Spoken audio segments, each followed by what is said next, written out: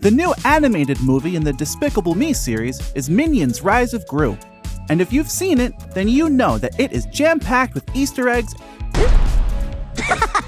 and hidden references to previous installments in the Despicable Me series. Today, we are going over the top Easter eggs that you may have missed, which would be pretty easy to do because this movie is full of references to the popular Marvel superhero movies. And it's even got references to the 70s as well, which makes sense since that's when Minions Rise of Gru takes place.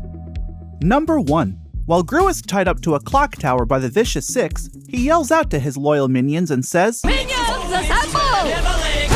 which is a reference to the blockbuster movie Avengers Endgame, when all of the Avengers are facing off against Thanos and Captain America says, "Avengers! Assemble!" Number 2. When Gru and the minions make a visit to the movie theater, notice how he releases a stink bomb on the movie theater's audience. Does this remind you of anything? Supervillains must love using stinky devices because this is not the first time we've seen Gru use one before. This is a callback to the first Despicable Me movie where Dr. Nefario shows Gru his not dark gun that he thought Gru had requested.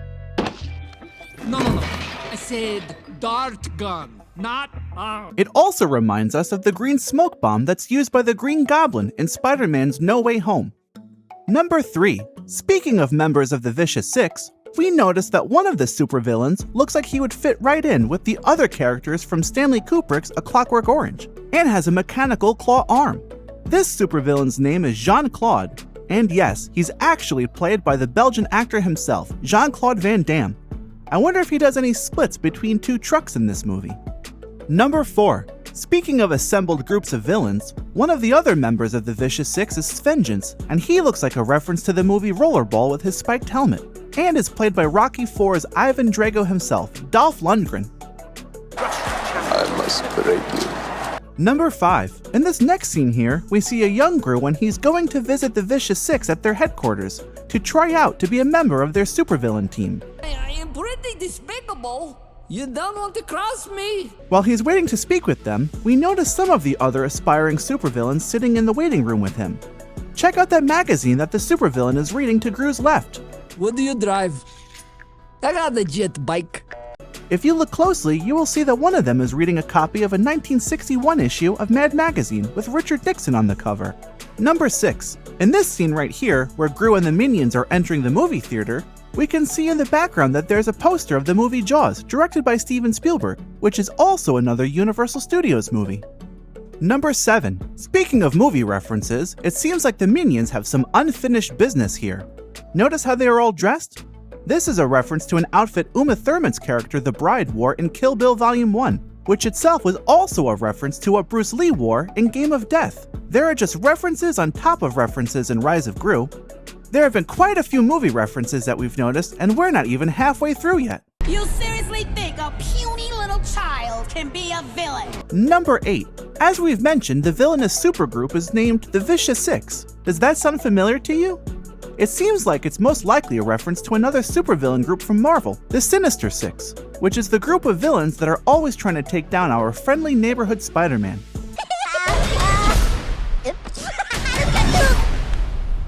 Number 9. Back to our minions for a moment.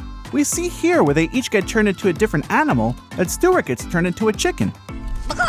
It seems like the Rise of Gru is making a reference to one of their previous installments in the Despicable Me series from Despicable Me 2, where Gru is dealing with the Pollo Loco, the guard dog that's actually a chicken for Eduardo's Salsa and Salsa store. There's that little face! Go! Number 10. During this scene right here where Gru and the minions are fighting against the Vicious Six, we see a van flying over our characters' heads. Do the flowers on that van look like another famous van from the 70s? If you look really closely, it looks an awful lot like the Mystery Machine from Scooby-Doo. Number 11. Things aren't looking too up for young Gru in this scene here, where he's trying to break into this vault. Speaking of which, doesn't Gru's outfit here remind you of Russell from Pixar's movie Up? Maybe Gru just needs a few balloons to help him sneak into that vault. Speaking of outfits... Night. Yes. Good night. Number 12.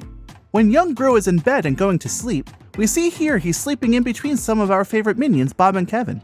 As they're going to sleep, Stuart jumps into the bed with them while wearing a red smoking jacket, This is one of the more adult references in this movie, most likely aimed at the parents, and it is the same kind of jacket most famously worn by the creator of Playboy, Hugh Hefner. Number 13. In this same scene, we can see that next to Gru's bed, that his bedside table is actually a vault that looks like it's currently open. I wonder what kind of things Gru has in there. Number 14. Check out that alarm clock on his bedside table too. That's not just any alarm clock, and is actually a time bomb.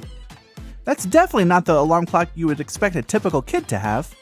That's right, there are still a couple more references in this scene. Number 15.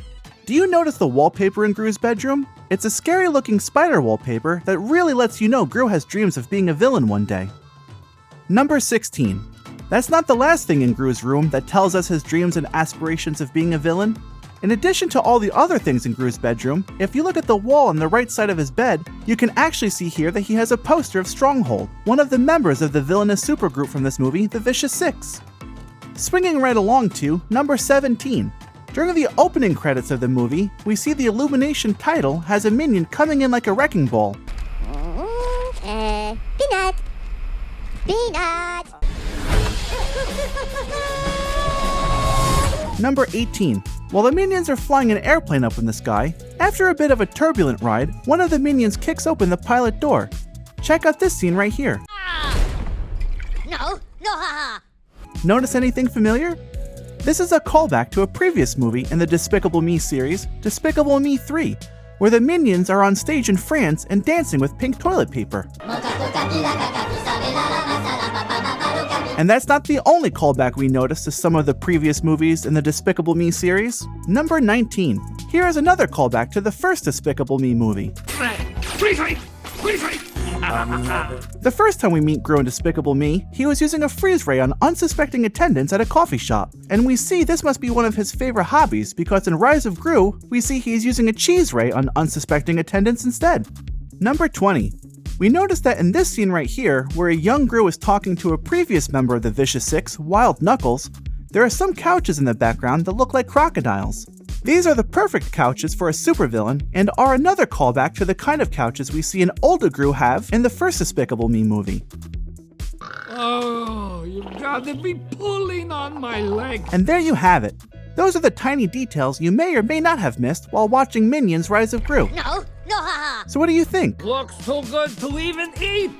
Am I right? Are there any other Easter eggs or references that we didn't mention? Let us know in the comments below. And if you like this video, don't forget to like and subscribe.